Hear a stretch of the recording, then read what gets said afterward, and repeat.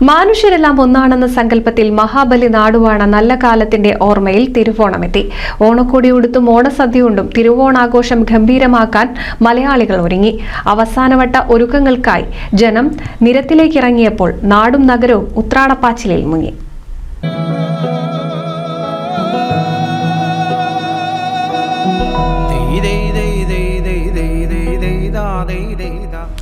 അത്തംനാൾ മുതൽ ആരംഭിച്ച തിരക്ക് ഇന്ന് പാരമ്യതയിലെത്തി. സദ്യവട്ടം ഒരുക്കുന്നതിനുള്ള തയ്യാറെടുപ്പുകളാണ് ഉത്രാട ദിനത്തിലെ പ്രധാന കാഴ്ച. സർക്കാർ സ്വകാര്യ സംരംഭങ്ങൾക്ക് പുറമെ കർഷകർ നേരിട്ട വഴിയോരങ്ങളിൽ വിപണിയൊരുക്കിയത് ആവശ്യക്കാർക്ക് ആശ്വാസമേകി. തിരക്ക് ചില സ്ഥലങ്ങളിൽ കേന്ദ്രീകരിക്കുന്ന ഒഴിവാക്കാൻ പ്രാദേശിക വിപണികൾ സഹായകമാണ്. ഓണവിപണി മുൻകൂട്ടി കണ്ട തമിഴ്നാട്ടിൽ നിന്നുൾപ്പെടെ പച്ചക്കറികൾ ഇറക്കുമതി ചെയ്തിരുന്നു.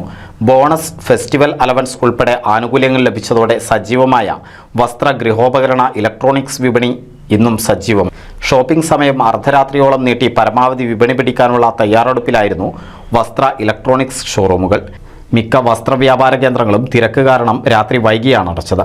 പുലർച്ചെയുള്ള ക്ഷേത്ര ദർശനമാണ് തിരുവോണ ദിനത്തിലെ പ്രധാന പതിവ്.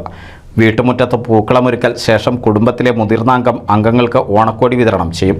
പിന്നാലെ ഓണസദ്യ ഒരുക്കുന്നതിനുള്ള തയ്യാറെടുപ്പാണ്. ഉച്ചയ്ക്ക് കുടുംബാംഗങ്ങൾ ഒരുമിച്ചായിരിക്കും ഓണസദ്യ ഉണ്ണുക. News desk NCV.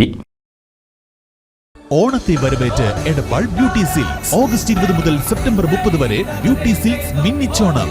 Scratch and വിന്നില്ല, നറുക്കെടുപ്പില്ല, കൈ നിറയെ വാരിക്കോരി സമ്മാനങ്ങൾ. Beauty silks, Calicut road, Edappal.